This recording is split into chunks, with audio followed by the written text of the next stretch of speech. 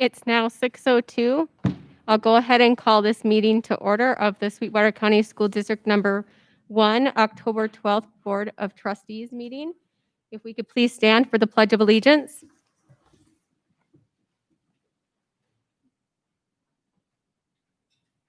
I pledge allegiance to the flag of the United States of America and to the republic for which it stands, one nation, under God, indivisible, with liberty and justice for all.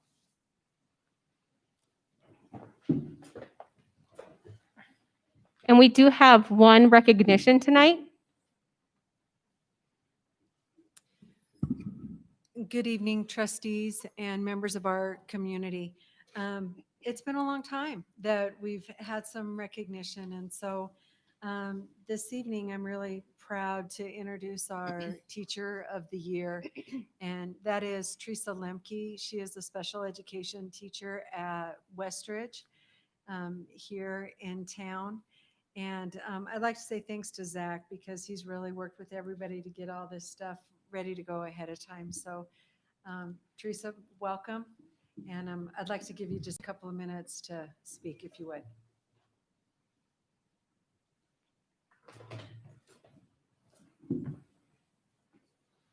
Superintendent McGovern, Chairman Jellicoe, Board of Trustees, thank you so much for having me here tonight. I'm honored and really humbled to be here. When Superintendent McGovern asked if I'd be willing to share a few thoughts from my essay for my application, I thought, sure, as long as the Board of Trustees is willing to be disguised as fourth graders for about 5 minutes because they think I'm funny and engaging and they're far less intimidating. So let's go that way. And the next thought I had was that I don't help students meet high expectations by myself. In fact, far from it. So I've brought some photos tonight to share with you. Part of my village, not all of it, but part of my village, my family, my parents, my sister, my niece, my husband, and even my dogs. They're always behind the scenes to help me lighten up when I need to lighten up, encourage me, inspire me, listen, probably more than they want to. My school family, I think I have control over this now. My school family, my principal, my school counselor, our office staff, custodian, school nurse, and many more than this all help meet student needs and teacher needs throughout the day so that we can all do our jobs, our best work with students. Then we have third and fourth grade general education teachers at Westridge and my paraprofessional. These ladies and I, we co-teach together. We include special education students in general education classrooms throughout the majority of their day. In these co-taught classrooms that we have created, these students are more engaged. They have more teacher support because there's always at least 2 teachers in the classroom. By the way, they're more engaged because they know someone is always out there watching. They have models from higher, not higher peers, but model peers that they can look up to how to meet the grade level expectations.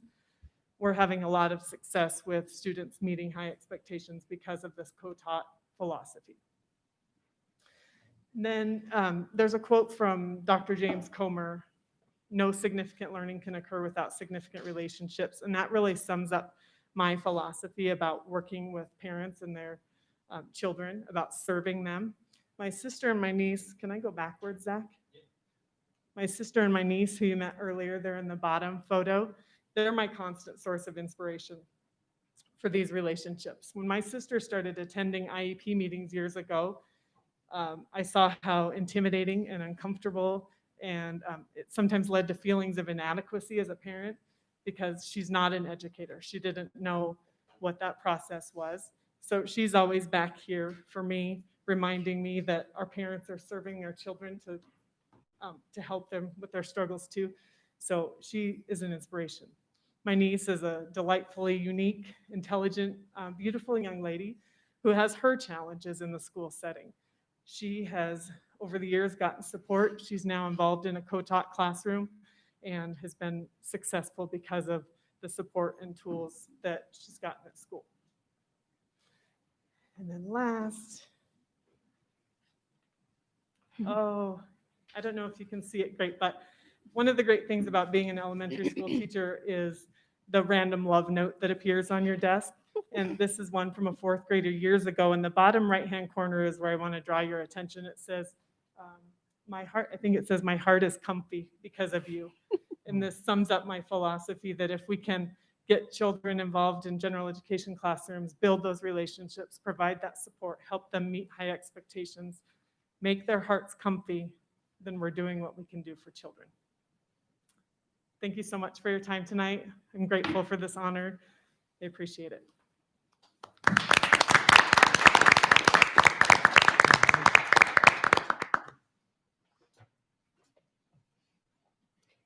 Thank you, Mrs. Lemke, and congratulations. What a great honor. Moving on, could I please have the roll call? Mr. Batolo, Reedy, Mr. Jackman, Here. Mr. Hay, Here. Chairman Jellicoe, Here.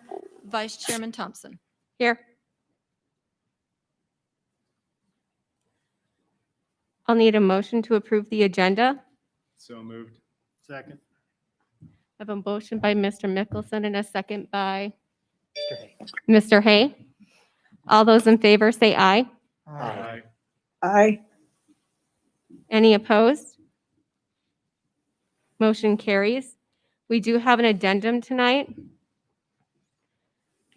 It's under warrants board action, requesting to approve the release of the following payments once all supporting documentation has been received and approved. The first one is Dominion Energy for $8,169 for the installation of the new service line at Rock Springs Satellite High School.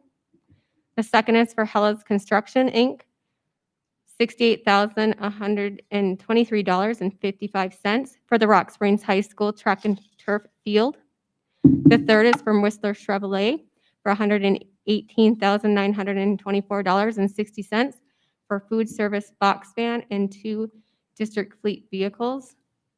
I need a motion to approve the addendum. So moved. I have a motion by Mr. Jackman and a second. Second. Second by Mr. Batolo. All those in favor? Aye. Aye. Aye. Any opposed? The motion carries. Moving on to superintendent reports. Item 3A, curriculum, instruction, and assessment fall update. Good evening, Chair Jellicoe and Board of Trustees. Unfortunately, I'm out ill today, but I'm glad to be able to present virtually this evening and update you on what has been going on in the busy curriculum, instruction, and assessment office.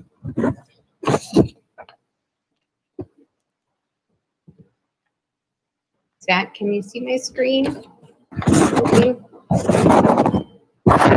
Yes, we can see it, Jody. Okay, thank you.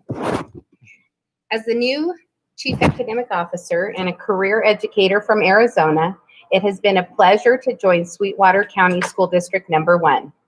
This innovative district has a clear vision as described in the strategic plan. I can assure that all decisions being made this year are focused first on ensuring safety for all involved, while still guaranteeing that teaching and learning remain in the forefront. In your board documents, you've been given a copy of the district improvement plan as well as each school improvement plan. Please note that WDE gave the option this year to not update these plans. However, we chose to make updates to all of our plans based on what is really happening in our schools and district. You will find the minimal changes highlighted in the drafts that were sent to you. Our district goal continues to be to increase the number of schools in the meets or exceeds target in the growth category from 10 schools to all schools. We also hope to increase student achievement by 10% in English, language arts, math, and science. While WDE has not said yet if YTOP testing will be done in the spring of 2021, we continue to aim for meeting these goals. In working with the Curriculum Leadership Institution CLI process, we will continue to focus on securing a strong, guaranteed, and viable curriculum. Our PLC support focus will continue to be increase the effectiveness and productivity of all PLC teams. Professional development is focused on making sure that all staff become certified in virtual education, and trainings will be taught on new technology and technological practices. Schools continue to have school-wide PBIS and student advocacy groups and activities to build relationships with other students and adults in the schools, although this has had to be modified due to COVID. SWIS data continues to be collected and analyzed, as well as staff trained in the process.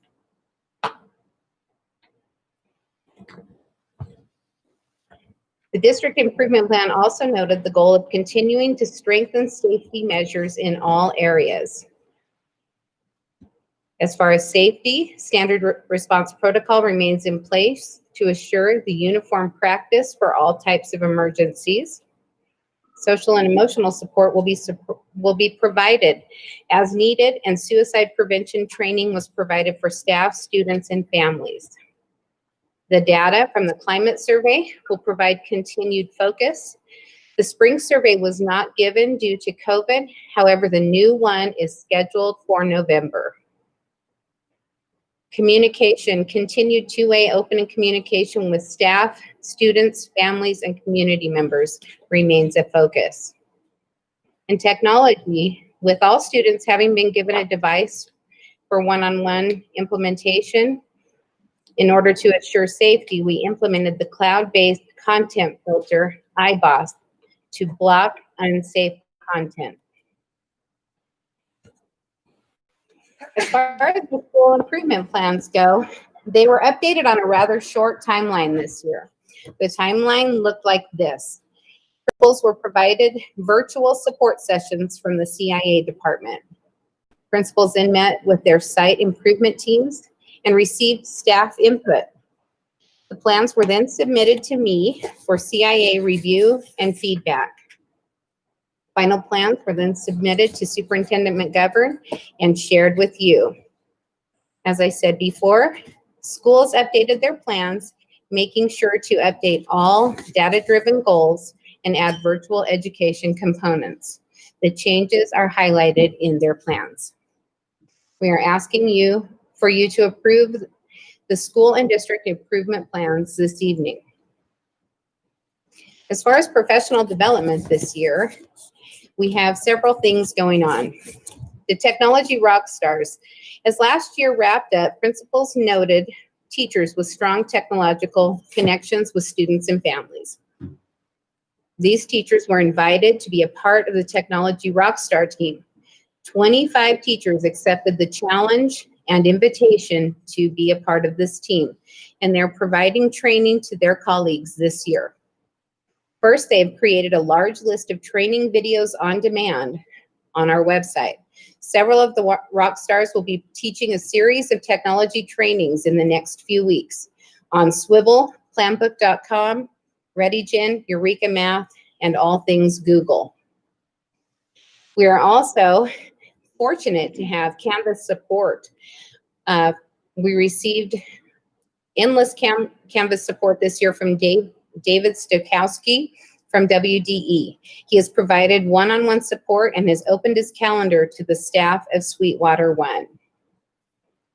We did some professional development after the results of our Acadience testing, both on interpreting data and on progress monitoring. As far as science goes, we also are providing, as was started last year, 4th through 12th grade science professional development was given to assure that all science teachers in the district were familiar with science standards and how to teach them. This will continue this year. The University of Wyoming Science and Math teaching team will be providing some training on teaching science in a virtual world in the upcoming months. Lastly, the CIA office is on a mission to successfully complete the science resource adoption. As you may recall, the science adoption was placed on hold by the CCC last fall while the focus was on reviewing and learning the science standards so that everyone had a thorough understanding of what would be the best resource to adopt. The Resource Adoption Committee, Science SAC team, has met to continue reviewing resources, which they had started looking at a little last year. We discussed that, as always, Sweetwater One has set aside a large amount of funds to provide resources. We are focused on getting resources for all science classes, K through 12. However, depending on the cost, resources for elective science classes remain secondary in the adoption. This past week, the committee narrowed the selection of resources, and resources have now been ordered. As soon as materials are received, piloting and feedback from staff will begin. Results in a proposal will be finalized and to the school board in December. This is a quick summary of what has been happening in the Curriculum Instruction and Assessment Office in my first 3 months as the Chief Academic Officer. If you have any questions, please feel free to call, stop by, or email me. And thank you very much for your support. Thank you. Are there any questions from the board?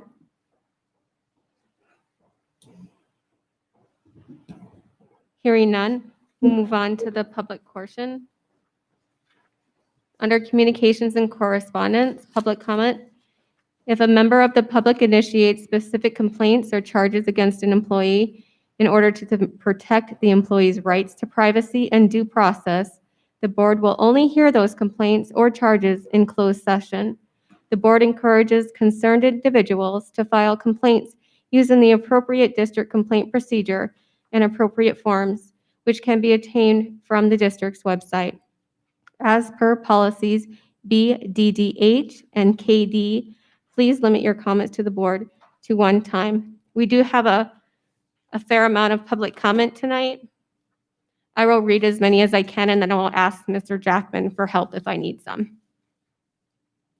The first is from Stacy Smith, staff. I just want to thank Sweetwater County School District Number 1 for all the amazing things you have done during COVID. I know there were many decisions that needed to be made during this time, and I believe that the administration personnel did an amazing job. I know they spent many hours in meetings to work out a plan for Sweetwater County School District Number 1, returning to school this fall. I just wanted to say thank you. The next is from Allison Richards, student. It says, I'm associated with student. It says, I am a concerned parent of a virtual student. We have received letters about his attendance. However, he hasn't missed one day. The excused absences he has and shouldn't are from the app not working. His tablet won't charge or hold a charge, and the internet issues of an outage or out for maintenance. I have reached out to check to try to possibly switch his tablet and about the app. I have also let his teacher know and the principal. I feel we should not be getting any absences for those things that are out of our control, let alone excused absences as well. My son and his parents as well, myself and his dad, should not be getting into, quote, trouble, end quote, for technical problems. We are doing the best we can with what we get, and when it is done, I still have him do the work I know they are doing for the time being until it works. There are days I sit there with a newborn baby teaching my son as well as trying to get the app to work for hours. Why isn't there a different way to mark them not on the virtual due to technical problems? That way we aren't even more stressed out when it does happen because we are worried there's going to be legal action taken or getting another letter. My son is very asthmatic, and when he gets sick, he gets put on oxygen, and that is the main reason he is doing virtual. If the problem doesn't get fixed, we will do a different route of schooling because he is terrified of what could happen when it isn't even something we can control. Thank you for your time. The next one is from Daniel Shoemaker, parent. I have questions that I would like addressed. First, I was wondering when in-person attendance to board meets would be allowed by the public. Second, is there not a way to do in-person public comment? Is there a way for public to comment and get answers at the end of a meeting after all information has been provided? as most boards would allow. Third, it is great there is such emphasis on the academies or AP classes at the high school level, but has there been any consideration regarding those who are not likely to be a part of them and or less likely to go beyond the high school education? I'm aware of the 2 options for a high school diploma, but that just reflects the numbers of those able to, quote, technically, end quote, graduate, allowing for the high school graduation percentage. There is a brand new high school being built to focus on those individuals, but what is the high school doing to focus on others who either struggle or do not have guidance from home, similar to those who are almost guaranteed to move forward with their education? Fourth, has the high school considered drug testing and or testing for nicotine, alcohol for student athletes? From there, what is being done to ensure students do not have such easy access to these items within the schools, such as vapes? Although parent accountability is a major contributing factor here, it seems as if it is an ongoing issue with increased use by teenagers beginning in the 7th grade and continuing until the 12th grade. Fifth, has there been any consideration for dividing out the junior high into 2 separate junior highs? The overcrowded school and the fact that the sports could not keep some of the students out of trouble are eliminated by having 1 junior high significantly decreases the chances of students succeeding at the high school level. For example, something as simple as sports encouraging good grades and different occasions with people are eliminated altogether by having 1 junior high instead of 2. 6. In review of the new schedule, is there consideration taking place regarding the start and end time for the academic school year? Right now, it is an understanding that we try to coincide this schedule for those high school students who attend college classes through WWCC. While that opportunity for students to attend those classes, if amazing, what about the remaining of the student body? The little kids who sit in a school when it is 80 to 90 degrees out for the first 6 weeks, or the shortened time during summer break when the weather is actually nice to enjoy the southwest part of Wyoming. Focus on such a small group of kids does not seem sufficient in justifying continuing an early start and early release of the school year. Finally, what is being done to increase academic achievement at secondary level or high school graduation rates? The next one is from Larissa Appel, staff. Sorry, I think I missed a part. It says, good evening. I have a couple of questions. First question, I am part of the science resource adoption process. We were told they do not know how much money we have to spend.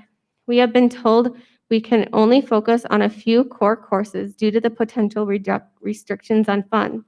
I watched the board meeting where the budget was presented. There was a bottom line item that said roughly $600,000 was earmarked for science adoption. While I know that the budget's cuts are upon us, we recognize that this could be our last chance to get resources for a long time. What assurances can you make that the money set aside for this process will not be rerouted for other things? Second question, at the last school board meeting, and locally in each school, teachers have expressed concern over the workload this year.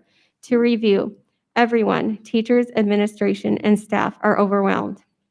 Our physical and mental states are unhealthy. We are at our breaking points. No one is saying they can't or won't do what is being asked. We just need help. We need time. We need other things taken off our plates.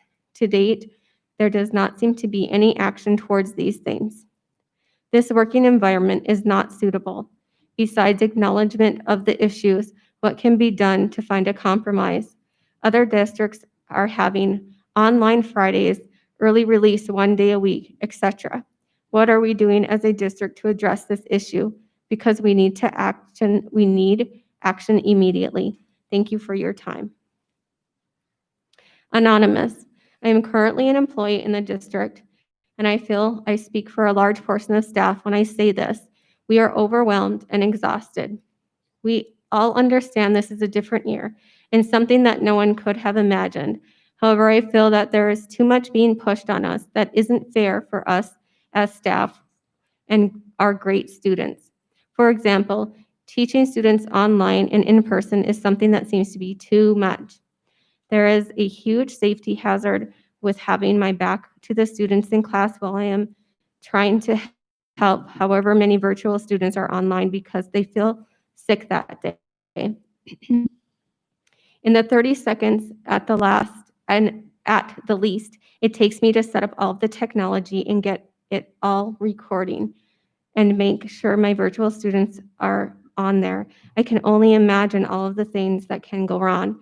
During my college education, we were told there is never a reason to have your back to students, and now I'm being told to have to do so that one student can have an equal opportunity to learn. To me, that seems like a stretch. All students should be able to learn. However, we need to look at all of the issues that allowing students to stay at home causes. The biggest one is the safety thing I mentioned before, and I especially can imagine this would be an issue in PE classes where there is a lot of equipment, or in art where there are so many tools that could be used as weapons. Second, virtual students are not going to get the same quality education that they would in class because us as staff are not trained to handle that situation. Third, these students will be a year behind socially in terms of development with peers. Many of the students that are at home right now are already awkward in social situations, and this isn't helping them improve their interpersonal skills. Along with all of these issues, the staff is going to battle for you each and every day. Now that has to do double the workload, and they have a virtual student. Every day, I plan a second lesson for my virtual students because they aren't able to complete what we are doing in the class because they aren't there. I also fearful of recording lessons is going to be turned against us. Yes, we have been told that it's illegal to fire teachers because of the recorded lessons, but I don't want to take the chance that an administrator watches my lesson and can use a mistake I make against me. These are just some of the thoughts I have and had heard others have as well. I plead to you to consider these thoughts as you make decisions in the future. I am proud to say that I have so much unity within staff, and it makes me proud to work in this district. Thank you for taking the time to read my comments. Mr. Jackman, can you please finish up for me? Absolutely. Thank you, Steph. Marty Albert, Vice President, SEA. As the first quarter of this unique COVID-influenced year draws to a close, the Sweetwater Education Association would like to remind the board of the increased stress level many teachers are experiencing. Teachers were asked with little training to teach in-person and virtual students simultaneously. Many teachers have spent hours outside of contract time striving to master new technology with ever-changing directions. Teachers are putting forth their best efforts to keep students and staff safe, with some confusion over the use of shields in the classroom. Through it all, educators have risen to the challenge. Please remain cognizant of the constant pressure staff members are experiencing to meet new directives. We appreciate the recent announcement that the technology department will be visiting PLCs to help with this new tech challenge. Teachers are being given more time during PLCs to work together with our teams on planning and technology. We also appreciate the trainings offered this month. I can attest to the tech department's willingness to help teachers, as Lenny has made time to meet with me twice through Google Meets to explain and demonstrate solutions to problems I experienced with student iPads. Please be patient as educators whittle the seemingly insurmountable challenges down to manageable tasks. Thank you. John Harden, a parent. I am a citizen of Sweetwater County with concerns about the climate survey listed on the agenda. I really hope this board isn't really considering spending money on the district doesn't have on it. Why spend taxpayer money to ask employees if under stress? It's a pandemic. What would you expect? Everyone is under stress. The district doesn't have the money to give teachers their third catch-up raise. The state economy is not good, and the legislature is telling school districts to cut 10% from their budgets, which would be millions for Sweetwater County School District 1. And you want to spend $60,000 to $80,000 on a stupid survey? During a pandemic? How asinine is that even for this board? You tried this last year and the public and employees were not happy about it and it was voted down. It still doesn't make any sense. The 4-day work week would have provided people the time they need to work and get caught up, but you voted that down last year and 3 of you voted it down again this year. If that were in place now, it would have helped greatly with the stress. I hope voters remember who voted that down come election day. Quit targeting the administrators, quit trying to waste taxpayer money on a survey, and do what's right for a change. Cheryl Nutman, SCA President. As we reach the end of the first quarter, we appreciate the collaboration that went into the planning of opening our schools and keeping the staff and students safe for the first quarter. After 8 weeks, we are still in Tier 1, and that says something for a district our size. Teachers are in the midst of still facing many challenges due to the new expectations. These challenges have and are causing many stressors in the lives of our staff. We appreciate the decision that administration has given in providing PLCs more time for working together on planning and preparing for virtual teaching. We look forward to continue to work with administration and the board through this unpredictable time. That concludes public comment. Thank you, Mr. Jackman. Ms. McGovern, would you like to address any of those questions? Sure. Just a couple comments on the various feedback. If any of our parents are having trouble, whether it's virtually or a student that attends in person, please give our IT department a phone call. I know we had some feedback in here about some difficulties that they have had. Also, if they are still having difficulty, please open up a help desk ticket. Sometimes when we look back through, phone calls were never received to the IT department. Help desk tickets were never opened.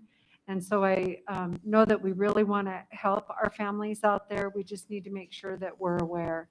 And a lot of times I think families don't let us know as much as they should. And we want to make sure that we follow up as much as we should as well too. So just some thoughts and some suggestions to help on that one.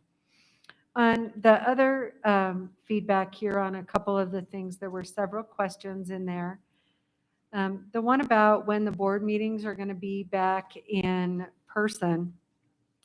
It's very vague in some of, it depends on how you interpret the health orders for that. But there's a couple of things in there that are very clear. And that is that in health order number 2, gatherings of more than 50 people are prohibited. So in this boardroom, I know this summer when we did the reopening of schools, the task force, we had the room set up for physical and social distancing. And to do that adequately, the amount of people in here was approximately 32 people. And so as you can see by looking around the room right now, the number of us that are in here, how we're spread apart, you're not going to be able to get a whole lot of people in here. So if you have an item on the agenda where a lot of people would like to attend, we would be in violation of that health order. That's something we don't want to do for that. We'd love to open that up as soon as we can, and how the direction of the board would like to handle public comment at that time. But I think for now, that is the reasoning why those have been advertised as virtual meetings. Simply that this room does not allow it, and the court or the health orders don't allow it either. There was some questions about, do we drug test athletes? No, we do not. We have policies that govern situations, unfortunately, when that happens, but we do not drug test our students. For vaping, this school year has been extremely unique, like no other. Rock Springs High School before was taking all of their students as a class to the restroom.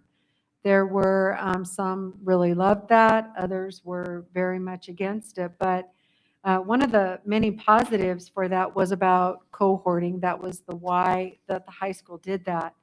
However, one of the other positives is that it limited the amount of vaping or access to that, discipline referrals for that, because the kids were monitored as a whole when they went together.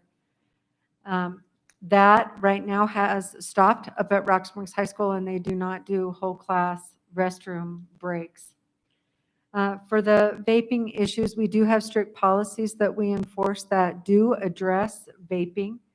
When kiddos get discipline referrals for that, and they are provided due process. We do reteaching for that. If they attend Saturday school, there's reteaching in there about the dangers of vaping. Unfortunately, with the school year that we're in, we have to limit the number of gatherings, which limits the number of students together. So for our vaping, we are continuing with our signs of suicide. We would like to do more with vaping. This year as a whole has its struggles. Some things about what do we do to increase student achievement at the secondary level, high school graduation rates. There's several things, keeping in mind COVID-19, but we still have some very solid procedures that we have implemented. First and foremost, our district has a graduation coach that we started, I believe last year was the first year, that really keeps an eye on some of our at-risk kids. I wish there was funding for many more graduation coaches, but I'm very proud we implemented that. The district, as this stakeholder, as Ms. Schumacher mentioned, we do have an alternate diploma. That diploma is not about raising graduation rates, but it's about keeping kids in school and providing opportunities for them. Many of our kids have different family circumstances that don't allow them to stay and work through a 24 credit diploma. So this was approved through our policy committee, through our district, by our board. I'm very much in support of this diploma. A lot of our kids have things that happen and life gets in the way, and sometimes they need to move forward a little bit more quickly than others do, but it is not to take away their learning or sidestep a graduation rate. We've looked at sixth grade scores before in one of our leadership team meetings. We focused solely. A couple years ago, that was brought to my attention from one of our trustees, and I brought that forward into our leadership team, and we had discussions about sixth grade scores and what we can do at that pivotal point before they enter secondary, and what can we do to promote student achievement and help those kids that at sixth grade are deemed to be possibly at risk or may be interested in a different pathway. One other, actually a couple other items I would recommend is the ASVAB testing. I know that comes across as another standardized test, but the ASVAB is unique in the sense that it comes back with information on different learning styles and possible career pathways that can help for students that might be interested in something that may not be college bound. Also, this year, before COVID, this year we really are taking technology training because it is a need and a must for everyone so we can function and meet the challenges of COVID. But prior to that, our focus, and it still is, on virtual classes. Please don't confuse that with classroom-based virtual education that we are doing now, which brings together in person and at home. In this sense, virtual learning means true online learning for some of our kids. There is a population of kids where they are very successful, where their classes, where they log in at different times throughout the week, they're not there from the start of school to the end of school.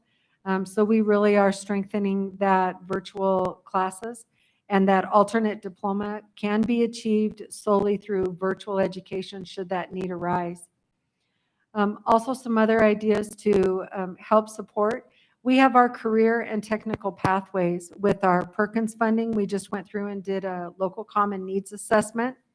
And we know we went through and revamped what our certifications are in our career and tech ed. And our students do have the opportunity. We redesigned culinary arts, our automotive, and our students can leave Rock Springs High School with stackable certifications that can help them directly with employment opportunities should they choose that pathway upon graduation. Couple of other things just to answer some of these questions. Has there been any consideration about dividing out the junior high into two? At this particular time, as I know, Danielle is probably aware, we used to have 2 junior highs. That building, actually, there are a lot of students. I believe it's over 800, but the capacity of Rock Springs Junior High is 1,000 students. And so at this time, there isn't discussion about separating that out into 2. The difficulty is the economy of the state, and moving that forward about what that looks like, because that will surely affect not only Sweetwater 1, but all the districts in the state.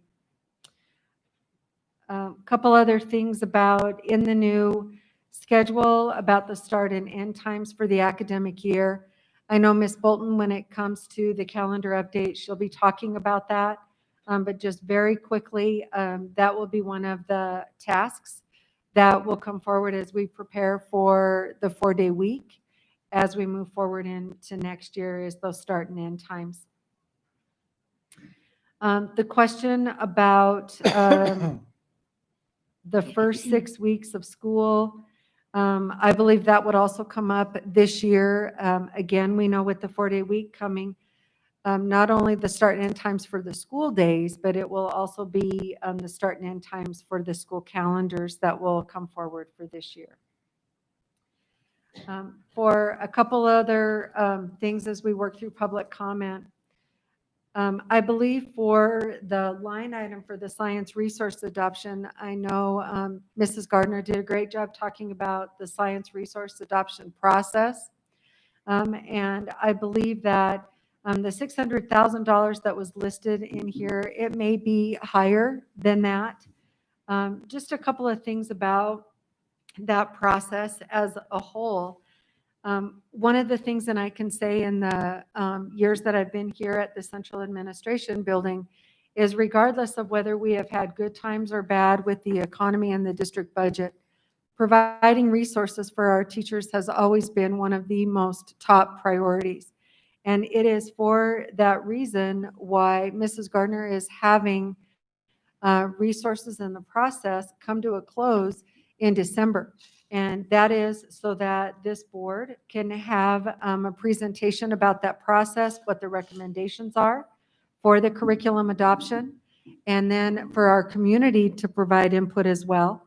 And then also, once it's approved, the idea for that is to order those resources in, get them in before the end of the school year, one, so that our staff can have those throughout next summer. It seems like a long ways away, but that will eventually come.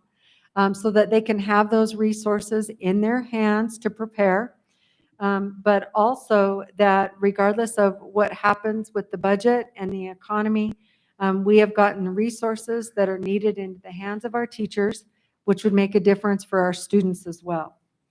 So she's wanting assurances of the process. The process is very solid.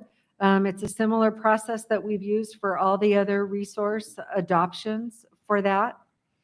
And so I feel very comfortable in the direction that they're going with the Community Curriculum Council, the Subject Action Committee, Subject Area Committee. I believe that that process will be fine. She is also asking about other science classes. The first, it depends on what is chosen. This is a K-12 science adoption. So the question would be, what the elementary chooses, it needs to align with what the high school does. And so I think we need to let the process unfold and see what those resources look like when they're brought into the district. Let our teachers pilot them, get feedback on those, and then I think we can make quality decisions based on feedback.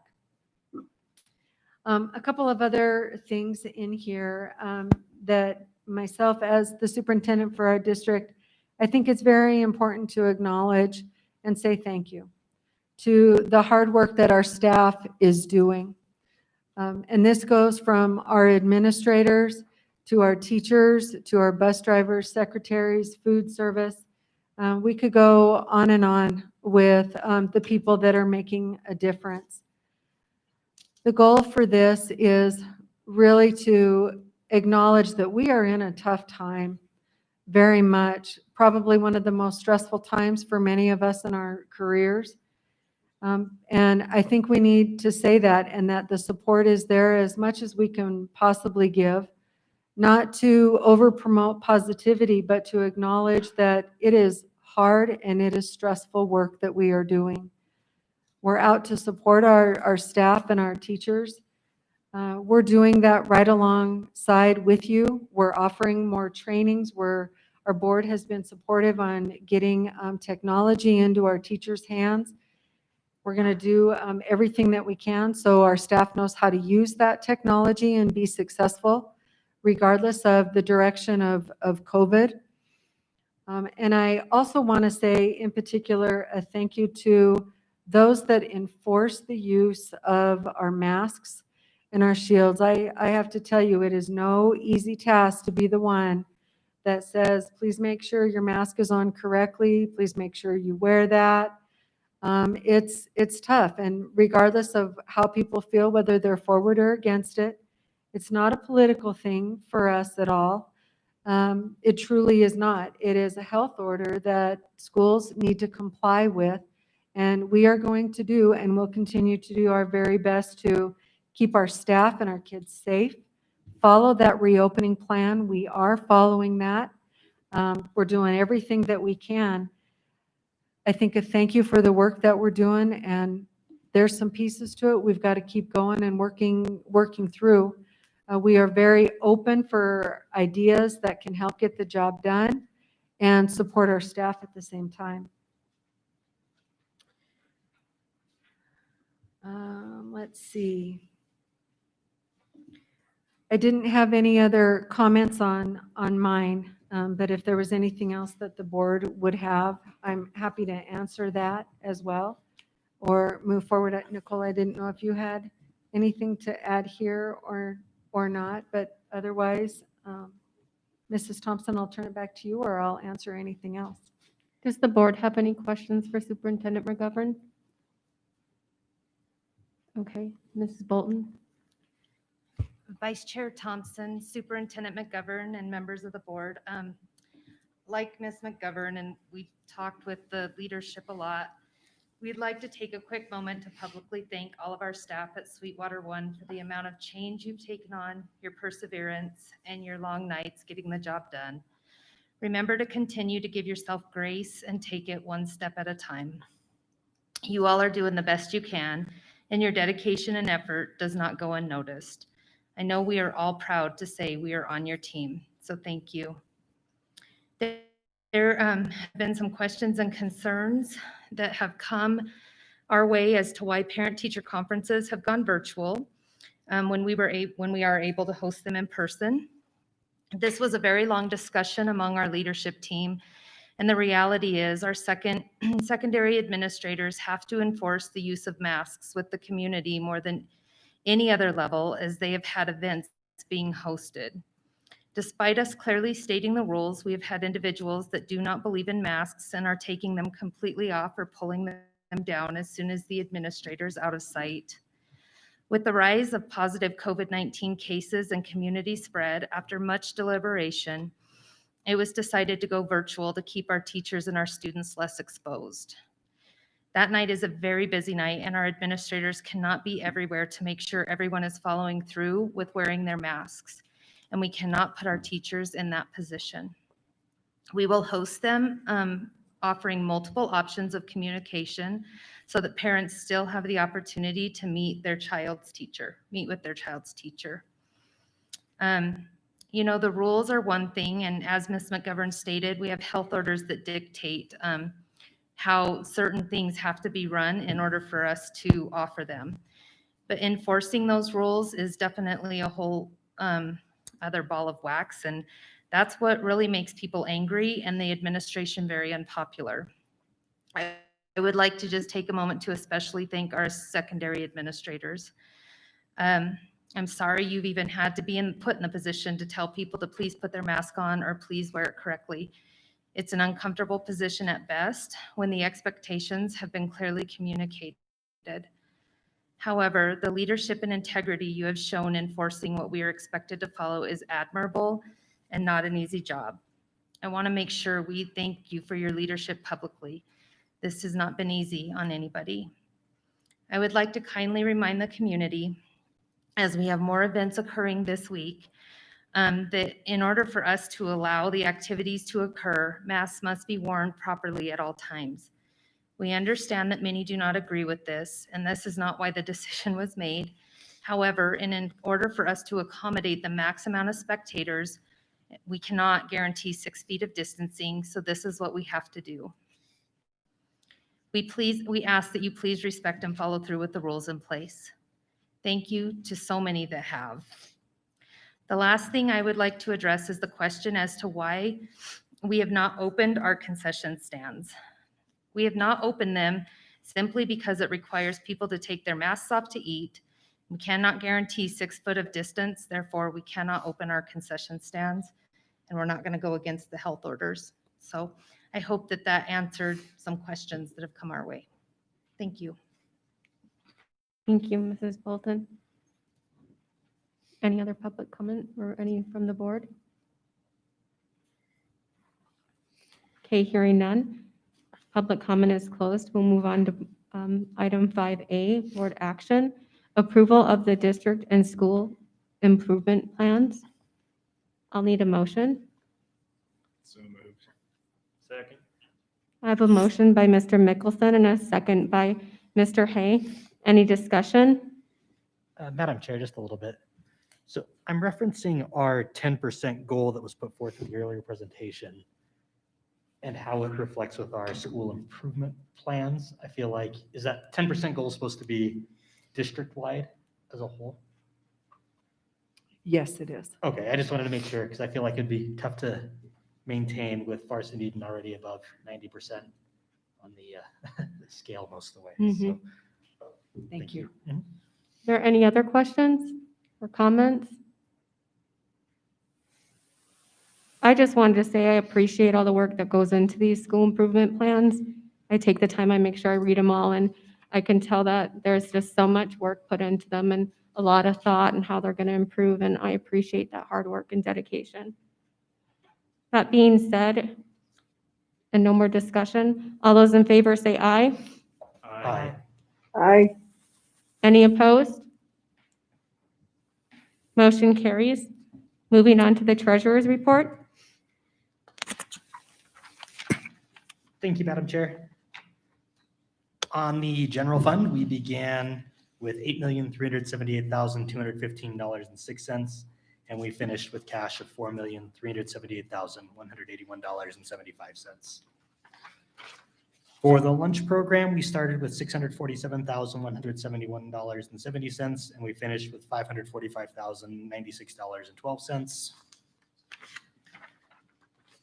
And at Head Start, we began with $71,886.85, and we finished with $62,373.64. That concludes the treasurer's report. Okay. I'll need a motion to approve the general fund school lunch program and Head Start program. Move to approve. Second. Okay, I have a motion by Mr. Hay and a second by Mr. Batolo. Any discussion? Hearing none, all those in favor say aye.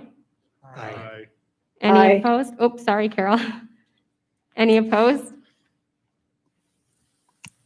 Moving on to warrants. It was check number 139093 through 139746, totaling $7,663,236 on the nose. Okay. I'll need a motion to approve the warrants. So moved. Second. I have a motion by Mr. Mickelson and a second by Mr. Hay. Any discussion? Hearing none, all those in favor say aye. Aye. Any opposed? Moving on to the addendum. Number one on the addendum is warrants. And I'll need approval for the Dominion Energy, the Hellas Construction, and the Whistler Chevrolet bids. So moved. Second. I have a motion by Mr. Jackman and a second by Mr. Patello. Any discussion? Hearing none, all those in favor say aye. Aye. Any opposed? Motion carries.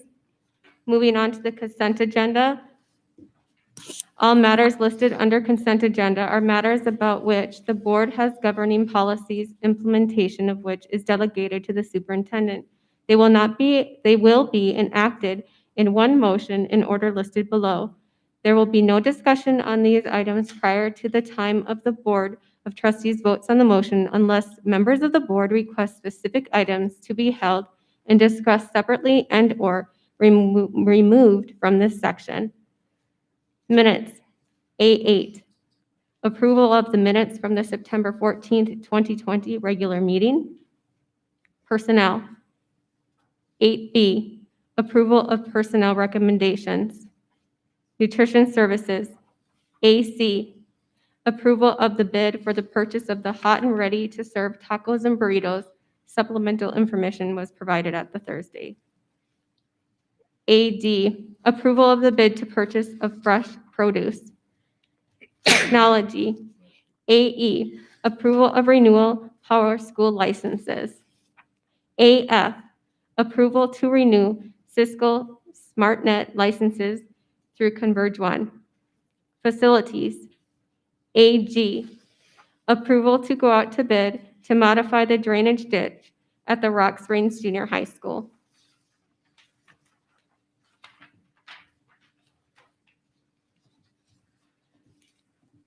Those are the items in the consent agenda. Hearing none being held, I'll need a motion for items A8, 8A rather, through 8G. So moved. Second. I have a motion by Mr. Jackman and a second by Mr. Hay. All those in favor say aye. Aye. Aye. Any opposed? Moving on to item 9, board information. 9A, alternative calendar 4-day school week update. Mrs. Bolton? Vice Chair Thompson, Superintendent McGovern, and members of the board. We were going to just move forward with the calendar committee, but after really breaking it down and analyzing it, it's very difficult to make a calendar when we haven't decided what day of the week will be the designated day off and the start and end times to school, because as we're moving to a 4-day week for students, it'll look a little different for staff. The start and end times and the length of the day will determine how many days are in the calendar. So with that, we are going to have a committee before the calendar committee. We'll have a start and end times committee that is going to begin meeting. We're going to have to push it back to start next week because training for some of the stuff we're implementing came up, and truly that was a priority. The staff need that. So they are going to, we as a committee, they are going to look at start and end times and then the designated day off. I have a question for the board though. I need to know then before that information is taken to the calendar committee, if the Board of Trustees would like me to bring that information forth and what the will of the group is from the district, because of course we send that out for district vote and then we'll bring that to the board. Do you guys want to vote and approve the start and end times and the designated day off before I move to the calendar committee? Because I have to have that information in order to help develop the calendars, or do you just want to approve it all at once? Does anybody have any comments or suggestions on that? Madam Chair, Mr. Jackman? I'd like to see the start and end times. I mean, the day of the week is what it is. Like, I'm 99% sure it's going to be Friday. But yeah, I'd like to see the start and end times at least. But kind of a group decision, so. Anyone else have any comments? Mr. Mickelson? Madam Vice Chair, I think it would be best if it could be brought to the board before going back to the calendar committee. But if it becomes a timing issue, we don't want to delay the work of the calendar committee because we can't get it scheduled. So if it's possible, it would be my preference. But if the timing doesn't work out, then we'll just have to deal with it when we get it, is my thought. Honestly, Mr. Mickelson, once the calendar committee hits, when it's just focused on the calendar, that actually is a pretty smooth and quick process. And so I don't see, if anything, it might move everything back just a month, just because of me having to reschedule some meetings, and it may not. I was hoping by next month to bring the start and end times to you along with the day of the week, and that's my goal. At worst case scenario, it comes the next month and just moves everything back a month, of which won't be detrimental to anything moving forward with the committees that will get together after that. Okay, thank you. Does anybody else have any questions or comments? I did have one. When you're talking start and end times, are you talking the start of the year from the very first day to the end of the school day? Or are you talking like, I'm going to go to school at 8 o'clock and I'm going to be out at 3 o'clock, like the start and end of the day? I guess I need some clarification on that. I appreciate you asking that. That means there's probably other questions and I didn't clarify that very well. That actually will be the start of when, the day of when school starts and the end of the day when school gets out. With us going to a 4-day week for students, it is, well, it depends how many days they want in the calendar, but that will all be dictated. The days are gonna look different. Depending on funding, who knows? We have a lot of opportunities at our hands to really provide opportunities for teachers and the students. But it is for when the day starts and when the day ends. That is going to have to be restructured with the reduction in school days. Okay, thank you for clarifying that. Yes, thank you. The calendar committee will determine the start of, well, they'll put out suggestions to be voted on for the start of when school actually starts for the year and ends for the year. Okay, thank you. So am I hearing the majority of us would like it to come to the board so we can? Okay, I'm getting thumbs up from everybody. Okay, I'm in agreement, so if we can go ahead and make sure we do that. Thank you. Ms. Jellicoe, does that sound good? We might have lost her. Yes, that sounds fine. Okay, thank you. Mrs. Thompson? Mhm. Just a quick question, pardon my interruption. Is the board taking action on that direction for that? If so, I would recommend that the board does a motion and a second and votes. Because if there's a majority, the board is taking official action. And my recommendation would be to do so. Okay, So moved. Second. okay, so we have a motion and a second that, and I will, I guess, form it so that we have the action come before the board for the start and end time and the designated day off for board approval. Any other discussion? All those in favor say aye. Aye. Aye. Any opposed? Motion passes. Moving on to item 9B, climate survey discussion. And I assume since it was the board that was going to be, is this where it caught up from the board and we're going to discuss, or do you have anything to present at this time? Yes, Vice Chair Thompson, this item I was asked to place on the agenda that came forward, I believe, from one of the trustees. Okay, And so I don't have more information than that, other than it was placed on there per their request. okay, so let's go ahead and open it up for discussion. Mr. Mickelson? Thank you, Madam Vice Chair. So with everything that we're facing with the budget cuts and the changes and sort of what education is looking like this year with COVID, I think it's important that we make a decision that we're either going to move forward with it and use it as an opportunity to discuss with the community what they want our educational priorities to be, or we release that money from the budget so that it could be used for other purposes. I personally think would be useful. If you have good data, it can provide some good guidance.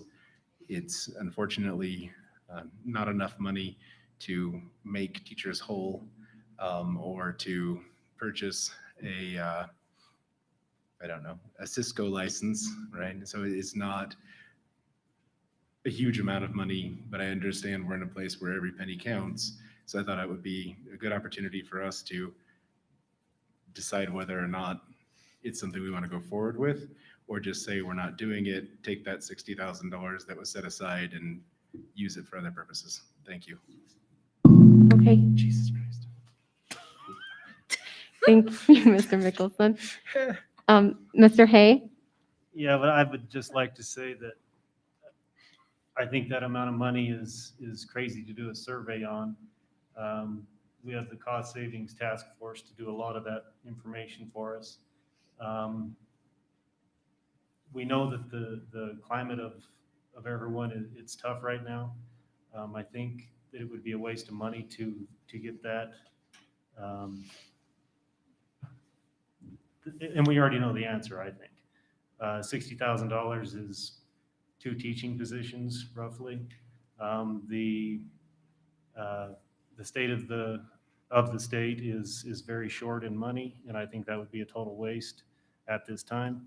I think if things were to turn around and that's what you wanted, it would be good if that money was growing on trees, but it's not at this point. So from my point, I think it's a waste at this time. Thank you. Thank you. Any other comments? Madam Vice Chair, Mrs. Jellicoe? Mrs. Garner mentioned a survey in her presentation. I would like to know the outreach of that survey. Is it just go to staff? Are there parents involved? Are there community involved? I'd like to know the outreach as far as that particular survey. I don't know if there's anybody that can answer that question. Vice Chair Thompson, Mrs. Gardner, are you still on the call? Yes, I'm here. Okay. Did you hear the question that came from Chair Jellicoe? Yes. So that was, I'm not familiar with that, but it was a climate survey that I believe was for students. If Mrs. Johnson is there, she can probably speak to that.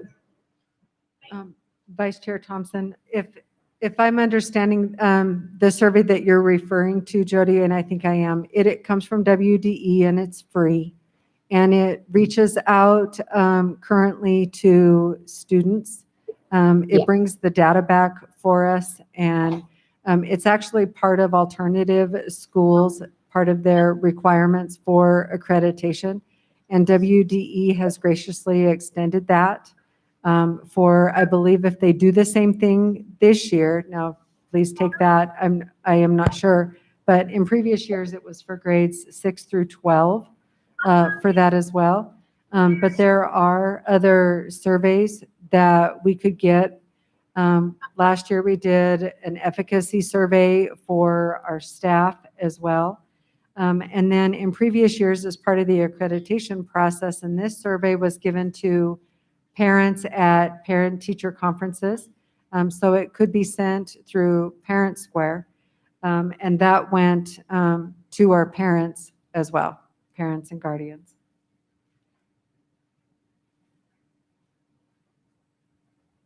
Thank you. Did anyone have any other questions?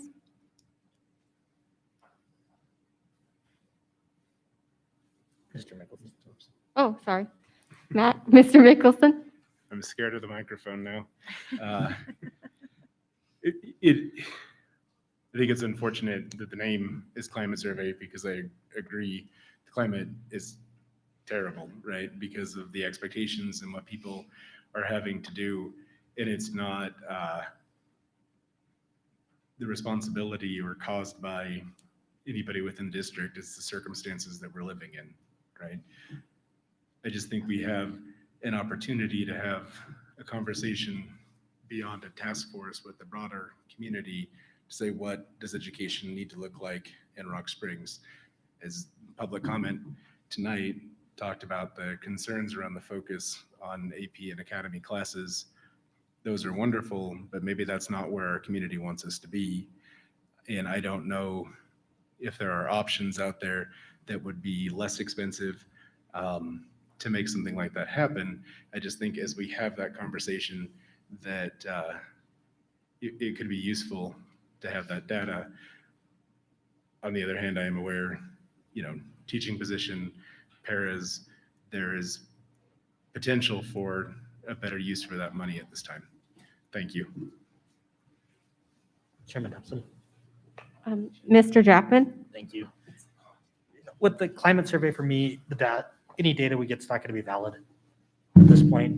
I mean, if we knew that this is what learning was going to look like for the next 5 years, I would be more supportive of it. But all indications are that, come next fall, learning will be similar to normal, if not 100% back to normal.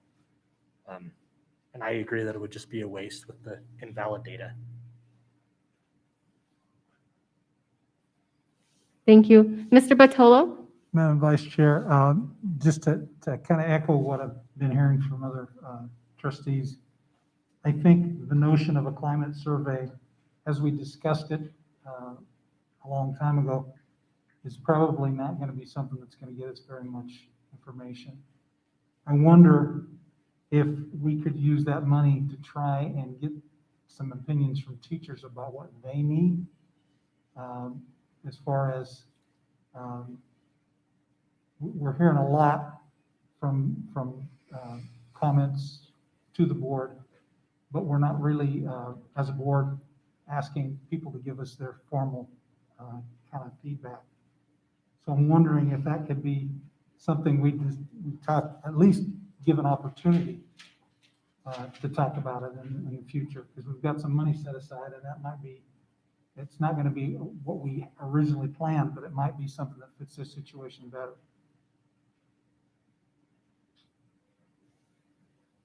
Thank you. Does anybody else have any comments? Any discussion?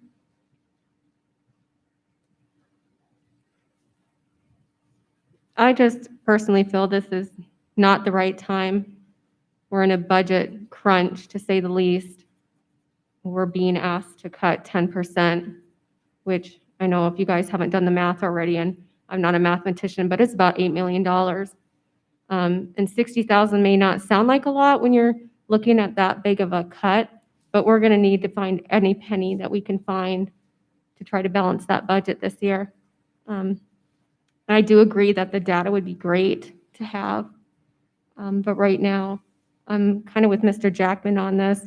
We have a pretty good idea of what's going on with the climate, at least as far as our teachers. They're overwhelmed. We understand. So I think what we need to do is kind of figure out how we can meet their needs right now.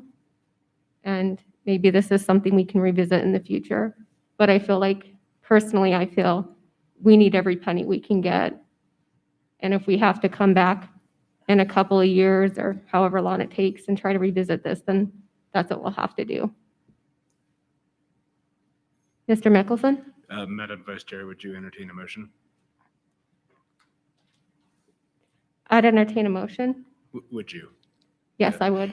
And then to follow it up with a clarifying question from Mr. Duncan. Sure. Then assuming this is the correct way to do it, then I would move that we release the funds set aside for the climate survey for other uses to be determined. Okay, we have a motion by Mr. Mickelson to release the funds for our climate survey for other needs. Second. Second by Mrs. Jellicoe. Discussion? Scott gave a thumbs up. And then Scott, that's good? Okay. Any other discussion? Okay, hearing none, all those in favor say aye. Aye. Aye. Any opposed? Motion carries. Moving on to item 10, board self-evaluation. This time we're going through facilities, transportation, and food services. So For those of you who are just tuning in and haven't watched the last few meetings, the board has gone through leadership governance. And as part of leadership governance, we are doing self-evaluations. This month, we were asked to look at facilities, transportation, and food service. This is strictly on how the board feels it's doing, not a reflection of how we feel the district is doing, because we usually believe the district's doing a 4, and we might be like a 3. Am I right? Okay, so that's where we're at, and I'll open it up for discussion. I think what we have been doing is looking at our list and then seeing if there's any areas that you guys want to talk about, and then giving an overall rating. Why don't we just start with Mr. Jackman and work our way around? Thank you, Stephanie. I'm actually kind of at a 4 all the way along the board for what the board does. We've talked about a lot of issues for governing our facilities over the year. We had a really lengthy discussion about our basketball courts and charging people to use our facilities. We have lengthy discussions all the time about transportation needs, food service. We've made it a point to, or Angie, I should say, has made it a point to be free and reduced throughout the district. So I think we're really solid in this particular area. Okay, thank you. Mr. Hay? I'm gonna have to say the same as Mr. Jackman. I think everything from facilities, transportation, and food service is going well. You know, that we've always got information that we need, and I'll say a 4 on all 3. Okay, thank you. Mr. Mickelson? Ditto. Ditto? Mr. Botello? What's another word for ditto? I also. Double ditto? I think you guys are about 20 years past being able to use them. Ditto? Mrs. Jellicoe? I first of all would like to acknowledge the fact that we are going to be able to offer free lunches through June 30th. I think it is through 30th of June 2021, and I think that's a huge step for our community. And I would agree with the other trustees that a 4 is appropriate in this category. Okay, thank you.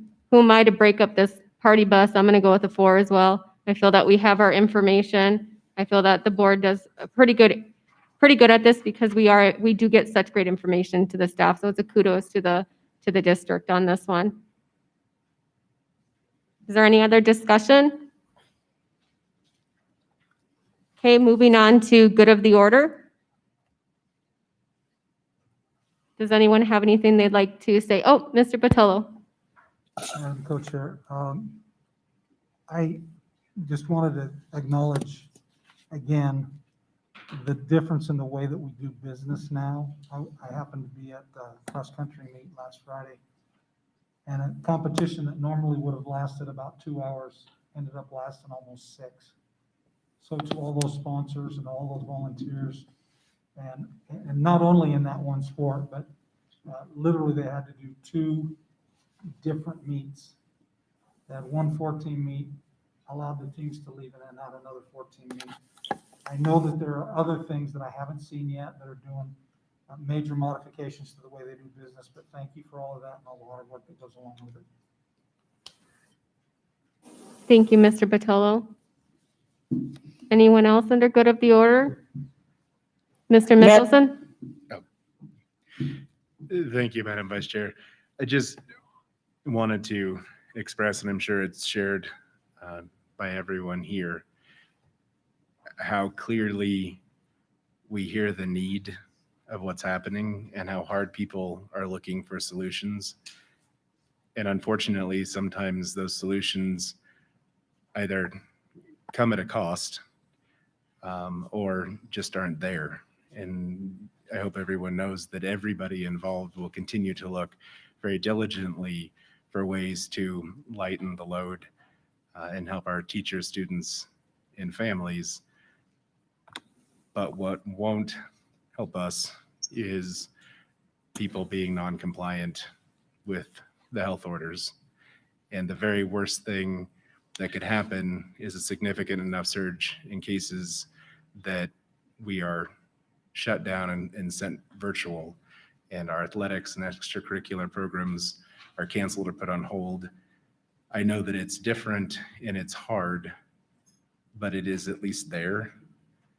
And I hope that everyone will join us in continuing to assure that we can have our students where they belong, in school, together, learning and participating in those enrichment activities. Thank you. Thank you. Mrs. Jellicoe? A couple of things. First of all, I would like to thank everyone that is working the SMART plan with diligence. The cases that we have been brought into our district from the community. They are not school spread, they are community spread. And so I think that's verification that the plan is working, but we must implement it, continue to implement it with diligence.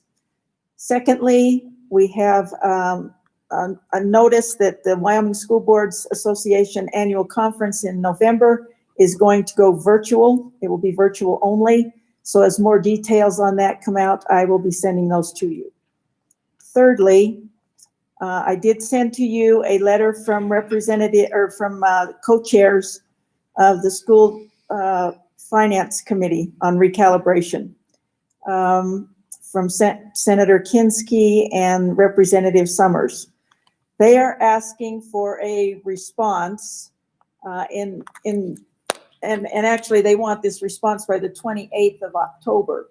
So that's why I'm asking for some input as we write a letter as a response. I would note the short time frame that they have, and that our cost, I think one of the answers to our questions are going to come through the cost savings task force, which will not even convene until the 29th of October and go into November. So I think from input from the trustees, we may need to do just a short letter stating that we have a process in place, but it will occur after the October 28th date. We could get them more information at a later date. But I do think that we need to keep in mind that we want to maintain a cost-based system. My fear is that regardless of what recalibration comes down, they're going to say this is going to be the cost of it, but the legislature is going to say, well, we're going to cut money anyway, and kind of cut haphazardly. So I think we need to confirm that we want to see a cost-based system, and hopefully the idea of do no harm, as far as everybody being kind of treated equally in terms of what their decisions, because they hold the purse strings and we have to do with what we get. But at the same time, I think we need to be cautious about what we're willing to do in order to save money, save funds. So I would appreciate any input from the trustees as we formulate this letter to go back to them. Like I said, one of the things that I will stipulate is that these cuts are going to be catastrophic to the district. Secondly, that we have a process in place to determine what the educational priorities are in our community, but it will not take place until after their deadline. And then again, reiterate that we really do expect a cost-based system. Madam Chair. Thank you, Mrs. Jellicoe. Mr. Jackman? Thank you, Ms. Thompson. A quick question for either Scott or Kelly.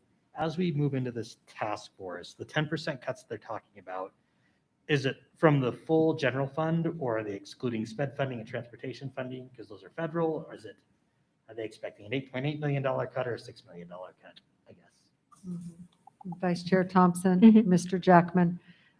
That's a great question. At this time, we don't know particularly what that's going to look like. We don't know, is that 10% from our overall budget of 88 million, so 8.8 million, 8.1 million, or is it going to be more than that? We've heard more than that. We don't know how that will flesh out. I think it's too early. We haven't received anything at this time. My thoughts on that is they're going to go through the recalibration process. But also, I think after the elections, I think that's a big thing. And then after that, we'll see what the legislation is asking for.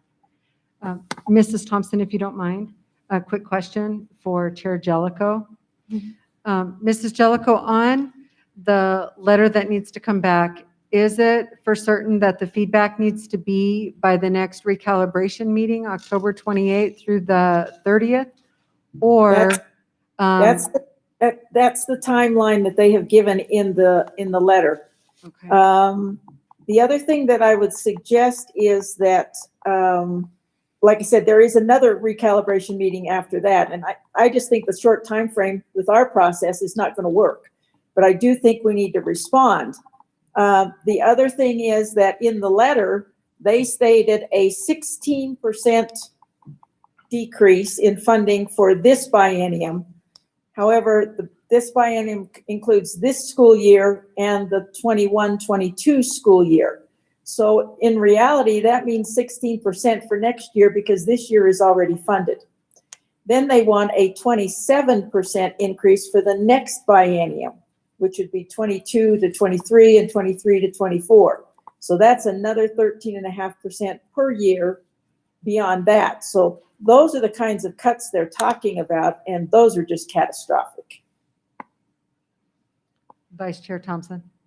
Mhm. Just a general comment. In speaking with other districts, and I know Sweetwater number 1 is a member of the coalition, which is one of 12 to 13 other districts. I don't know many districts that are going to have the solid answers by October 28th. So I would agree with you, Chair Jellicoe. If a response is needed by that time, whatever the purview is of our board, but that time frame is so short to put in any type of valid process, it would be difficult to give them the specificity that they may be asking for other than in general terms. It's too fast of a turnaround. Madam Vice Chair. Madam Chair? I totally agree, and School Boards Association is really encouraging us to make send a response, reiterating the short time frame, reiterating the expectation of a cost-based system. Those 3 things that I mentioned, and kind of leave it at that. That we have a process in place, but it's going to take more time. We can try to get them more information by the next meeting, but by October 28th, today's already the 12th. It's just a very unreasonable timeline. Madam Chair, Madam Vice Chair, Mr. Jackman? I actually think we could do a pretty good response with just a couple hours working with Scott. And it doesn't have to be super in-depth. We don't have to say, this is what our teacher salaries are going to be. This is how it's going to look. We can say what $8.8 billion looks for our district. We know that that's 110 teaching positions. Or we know that maybe we'll have to use science textbooks that are 25 years old and are still referencing the Soviet Union. Like it wasn't, I mean, that used to be, right? In as late as 2000, we still had geography textbooks referencing the Soviet Union in classrooms. So it's, where do we want our education to go? And providing that type of response would be, I don't think that would be a super big challenge. Scott could probably tell you that our district has, 25, 30% of our funding, whatever it is. I know it's a lot more, Scott, but it's already guaranteed. We're contractually obligated to give that. So what does the district look like then? Do we have to have, we have to pay the teachers what we've agreed on. So do we have to have 30 kids in an elementary student classroom with the budget cuts? I think that would be the way to approach it, to get the response by October 28th. Thank you, Mr. Jackman. Does anybody else have any other comments or discussion? Madam Vice Chair. Madam Chair Jellicoe? I would suggest keeping the response pretty general, and let's get into those kinds of things that Mr. Jackman has addressed in a second response after we get some information from the cost saving task force and look at what the priorities of the community with regard to education, what they say, rather than getting too specific. the short time frame, and, just keep it very general. We'll respond so that they have a response, but that there will be a more complete response forthcoming. Thank you, Madam Chair. I would agree with Madam Chair Jellicoe on this. I think we need to kind of give them a generalized response at this point. I would hate to have them quote us on something that we'd have to go back a couple months later and say, oh, sorry, we didn't have that information yet, and that was inaccurate. I feel we kind of know what it looks like. Unfortunately, we've been here before, maybe not to this extent, but we kind of know, at least in our minds, what it will look like for us. We can keep it generalized. It looks like they have another date here. The first meeting is October 28th through 30th, so we need to have our comments in by then. And then their second meeting is December 14th through 15th. So that'll give us a little bit more time, and hopefully that cost savings task force will have met a few times and we can have more information that we can provide them then. Is everybody good with going that route? I'm getting nods, Carol, so I think we'll proceed that way. If there's anything that you guys would like, Carol, I'm assuming, Carol, you're going to send a letter on our behalf, so if there's anything you want included, go ahead and email that to her. I'll be working with Superintendent McGovern on it. Okay, great. So we'll send you whatever we would like added. Thank you. Okay. Thank you. Is there any other good of the order to come before the board? Hearing none, we'll move on to new business. Item 12A, vacancy notice as of October 5th, 2020. 12B, calendar for the month of October, November, December, and January 2021. And then we have 12C, September 2020 Head Start Liaison Report. Since there's no other, and then we have to have an executive session, and it will be for discussion of legal and personnel matters. We do not anticipate any action after this meeting. Can I get a motion to go into executive session? So moved. Okay, so it is moved by Mr. Mickelson and second by Mr. Jackman to adjourn into executive session at 7:34.